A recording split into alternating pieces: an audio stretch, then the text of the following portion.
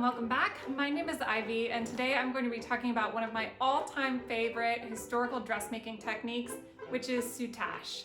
Now, I'm definitely not an expert on soutache. I'm just a very enthusiastic beginner, and I'd like to share some of the tips and tricks that I've discovered over the last couple of projects that I've done with soutache.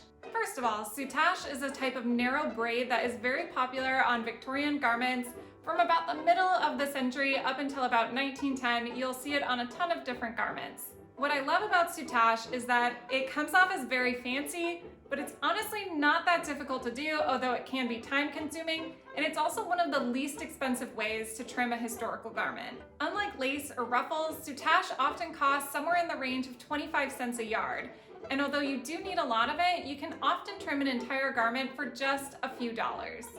The three things that we're going to be talking about today are the supplies that you need, how to choose a good pattern, and then the actual technique for applying soutache to one of your garments. So one of the major things that you're going to need in order to apply soutache effectively is a soutache presser foot. Unfortunately, these can be a little bit expensive and they tend to be in about the $25 range. The thing that's special about this presser foot is that it has a hole through the center that you feed the braid through, and then once you've done that, you can more or less ignore the braid and just follow the pattern on the fabric. Once you have your presser foot, it's time to choose some actual soutache to apply to your project. Now, soutache comes in a few different widths and many different colors. Unfortunately, it's also pretty easy to end up with some poor quality soutache that won't apply well to garments. If you buy bead making soutache or soutache that's meant for jewelry making, you're likely to have a lot of problems with it when you apply it to a garment. Unfortunately, what ends up happening is you'll get a lot of these kind of nasty looking little snags in your project, and they really don't look good. So I encourage you to buy some high quality soutache, which is not necessarily that much more expensive, it's just not as quick to get. I found this black soutache which snagged horribly on Amazon, and I got it on Prime shipping and it came very quickly.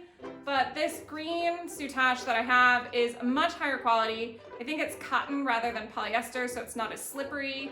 And I had a much easier time applying it to my garment without ending up with like those nasty little snags. When choosing a garment to apply soutache to, the most important thing to remember is to choose a garment that has absolutely no stretch to it. If you use it on a fabric that has any kind of stretch, like a twill, you'll end up with a lot of wrinkling in the final project. Next, we need to spend a little bit of time talking about choosing a pattern to use your soutache on.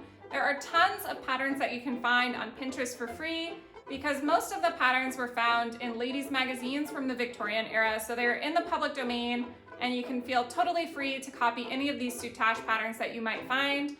It's also not that difficult to copy a soutache pattern out of a historical garment. It does take a little bit of work and it's kind of painstaking, but it's not that hard to copy a soutache pattern. When choosing a soutache pattern, there are a couple of things that you really want to keep in mind. First of all, continuous soutache patterns are a lot easier to work with than ones that have a lot of starting and stopping. Starting and stopping your soutache pattern can be one of the more difficult things to do, so I recommend choosing a continuous pattern that doesn't have any breaks in the design for your first project. One of the other things that can be really difficult to accomplish are super tight corners. A 90-degree angle is pretty achievable, but anything much tighter than that and your soutache will need a special technique in order to accomplish those really nice tight corners. So I recommend choosing a soutache pattern that doesn't have any corners at all, or changing the pattern that you have in order to remove some of the corners so that it's a little bit easier to accomplish. In addition to those tight corners, another part of the pattern that might be difficult to accomplish are really tight small circles. So big loopy bits are probably the easiest thing to do, and any really tight circles or tight corners are a little bit tougher. Now those things definitely are accomplishable, but they will drastically slow down how quickly you're able to apply soutache. So if you have a small project, like a reticule, then go for it. It's not that hard to achieve those two techniques, but if you know that you're gonna be doing a ton of soutache, for example, all across the hem of a garment, it's probably better to choose a soutache pattern that you know you can execute quickly. Personally, I usually make the sacrifice for those tight circles, but I don't normally bother with the really tight corners. So if you're going to apply soutache to a garment, the first thing that you're going to need to be able to do is to start the pattern. So there are two ways to begin a soutache pattern. If the pattern is located towards the center of a garment and it's not close to a seam, you'll have to use an awl to poke through the garment and then thread the soutache to the back of the garment. So the soutache that I have on the back of my jacket today has this problem. Alternatively, you might get lucky and find that your soutache pattern begins close to a seam. And if that's the case, then the easiest thing to do is to simply include the ends in the seam allowance. While we're talking about seam allowance, I want to point out that even though it's tempting to do this one panel at a time, it'll be much easier and much nicer looking at the end if you sew all of the panels together first and then do the continuous soutache pattern over the seams. If you try and do it one panel at a time, you'll have trouble matching up the patterns. Once you've chosen your soutache pattern, what you want to do is trace it onto some fusible interfacing. You're going to put that interfacing on the back of your garment. Once you've done that, I usually trace the design using a contrasting bobbin thread. Once you flip the garment over, you then have an easy to follow line that will help guide your soutache project as you run it through the machine. The interfacing also helps stabilize the garment and prevent any wrinkling from happening. Once you've used that contrasting bobbin thread to trace the outline of your design, you can flip it over and begin sewing the soutache to the front of the garment. While it is important to make sure that your soutache doesn't turn over or become tangled while you're sewing, for the most part, you can pretty much just ignore that braid and sew as usual. I suppose now is probably a good time to let you know that you need to be careful when designing your soutache patterns so that the Sharpie does not bleed through your paper and end up ruining your cutting table. So the design that I'm working with today is a fully continuous soutache pattern. That means that you only need to start it once and stop it once. You'll also notice that this particular soutache pattern doesn't have any of those pesky tight corners or really small curves. This waistband detail is destined to end up on a skirt as part of my history-bounding wardrobe. Now that I've chosen my soutache pattern and cut my interfacing, I'm going to go ahead and trace this pattern onto the non-shiny side of the interfacing.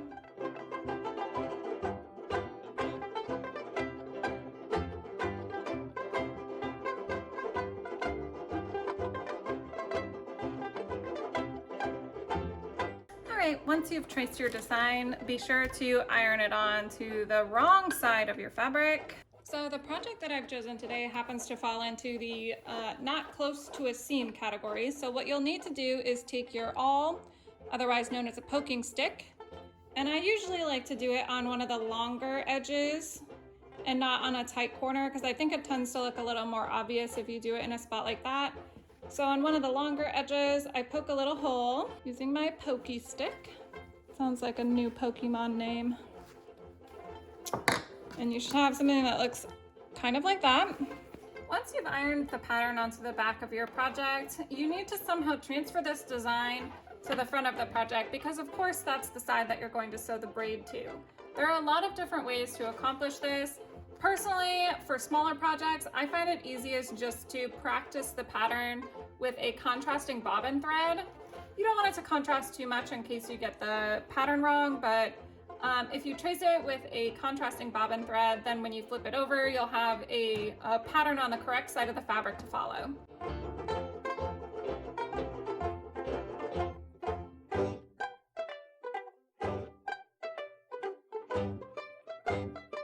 You actually need to get your machine set up before you can do the next step. So take off your regular presser foot, attach your braid foot, make sure that your needle aligns correctly, and change your thread. You want to make sure that your top thread matches the color of your braid. So for me, I have chosen a different shade of green. Once you have your machine appropriately set up, you're going to want to take the end of your braid and feed it through the little hole in the center of your braid foot. A piece of tape on the end of the braid can sometimes help you accomplish that. Once you've threaded your braid through the braid foot, you can then go ahead and take a giant needle if you happen to have one. This is an upholstery needle. It's usually for tufting sofas, and you can thread the braid through the needle and then through the hole. If you don't have one of these crazy needles, then there is another technique that you can use to thread the braid through to the back of the project. So take a very ordinary needle with a short piece of thread at the end, thread it through the back of the hole, loop it around the soutache. Hopefully you can see what I'm doing here, and then back through the hole. And then you should have a little loop that your braid is through. And then pull both ends of the thread to the back of the project, and the braid should come with it. From here, the technique is pretty simple. More or less, you're just going to find yourself following those lines that you copied over to the front of the garment earlier. It's important that you make sure that your soutache braid doesn't get flipped over, because it does have a top and a bottom once you choose. And you can just go ahead and start following those lines. The nice thing about the braid is that other than holding it out of the way, you can more or less just ignore it. And then really your job is just to follow those lines. You will find yourself needing to pick up and put down the presser foot quite a bit. And you may also find it useful to apply a little bit of tension to the soutache so it doesn't get like a little bubble when you put the presser foot back down.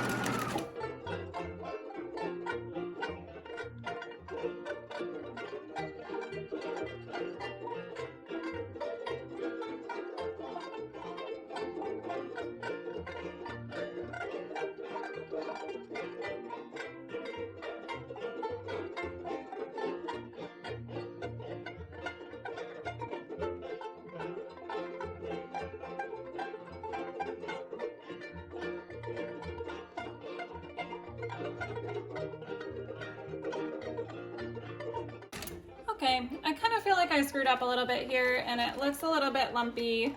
So I think what I'm gonna go ahead and do is just unroll it, take it off of the presser foot, and then without removing the soutache, because it's better to have it to be continuous, I'm just gonna like seam rip a little tiny bit and then pull this tight again and try again. And we'll see if it works better this time.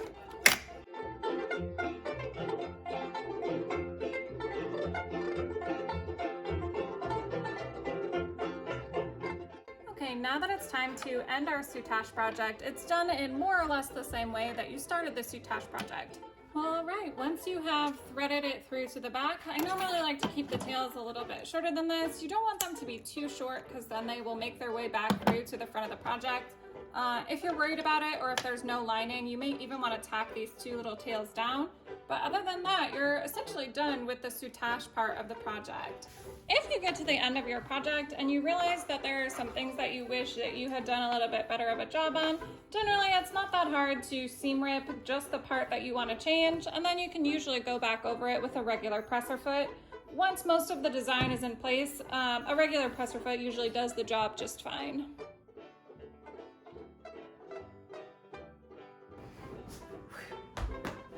Alright, so now that I have finished this soutache project, I want to do a little bit of follow-up. Like I said, I'm not an expert at soutache either, so I'm still learning. I did have a little bit of trouble with the satin. It ended up showing quite a bit of wrinkling. So next time I'll probably choose an even sturdier fabric because I'm not super happy with how much wrinkling ended up happening in the garment. I'm also still on the hunt for a better way to transfer the design to the front of the project. While it's fine to use the contrasting bobbin thread to trace it for smaller projects, I think that the next time I do a large project, I probably am going to need a better method for that. I tried Tearaway's stabilizer and that ended up being a big mess. So if you have any tips or tricks for moving that design to the front of the garment, I'd be very interested in them. So feel free to leave a comment below so that maybe I'll learn something new as well. All right, I think that's it for me. Hopefully this tutorial was at least a little bit interesting and maybe you got some good tips. So thank you so much for watching and we'll see you next time.